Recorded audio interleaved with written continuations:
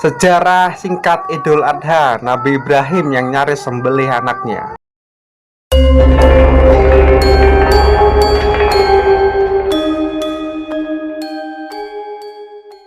Kisah atau sejarah kurban berawal dari peristiwa Nabi Ibrahim yang akan menyembelih putranya, Nabi Ismail. Kemudian disiarkan oleh Nabi terakhir Muhammad yang menganjurkan umat Islam untuk menyembelih kurban di hari raya atau hari raya haji. Beginilah sejarah kurban dimulai dari kisah Nabi Ibrahim dan Nabi Ismail. Telah dikisahkan bahwa Nabi Ibrahim tidak memiliki anak hingga di masa tuanya. Lalu beliau berdoalah kepada Allah, dan Allah memberikan kepadanya kabar gembira akan lahirnya seorang anak yang sabar. Dialah Ismail yang dilahirkan oleh Hajar. Menurut para ahli sejarah, Nabi Ismail lahir ketika Nabi Ibrahim berusia 86 tahun. Wallahu alam.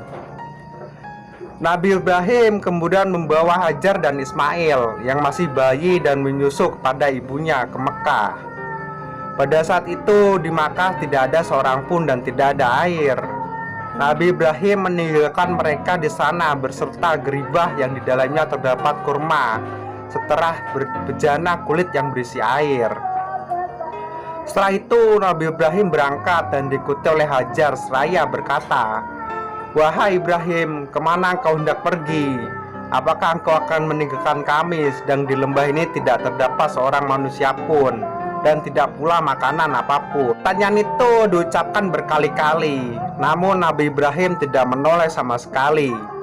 Hingga akhirnya Hajar berkata kepadanya, "Apakah Allah yang menyuruhmu melakukan ini?" "Ya," jawab Nabi Ibrahim.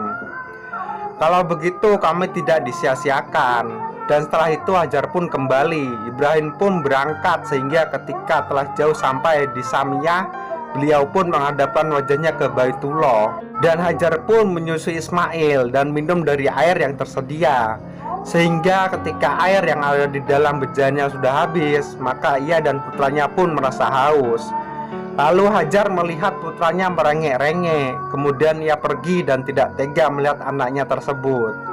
Maka ia mendapatkan Safa, merupakan bukit yang terdekat dengannya.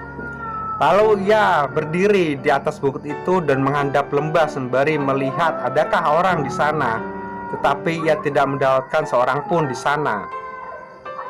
Setelah itu ia turun kembali dari Safa dengan susah payah sehingga sampai di lembah. Lalu ia mendatangi bukit Marwah, lalu berdiri di sana seraya melihat adakah orang di sana, namun ia tidak mendapatkan seorang pun di sana.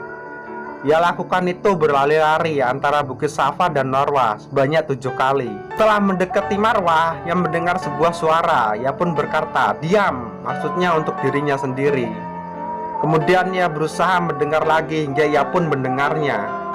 "Engkau telah memperdengarkanku, adakah engkau dapat menolong?" Tiba-tiba ia mendapati malaikat di dekat sumber air Zam-Zam. Kemudian malaikat itu menggali tanah dengan tumitnya sehingga muncullah air. Selanjutnya ibunda Ismail membendung air dengan tangannya dan menciduknya dan airnya bertambah deras. Kemudian ibunda Ismail minum dari air itu dan menyusui anaknya. Ismail tumbuh menjadi besar dan belajar bahasa Arab di kalangan Bani Jurhum.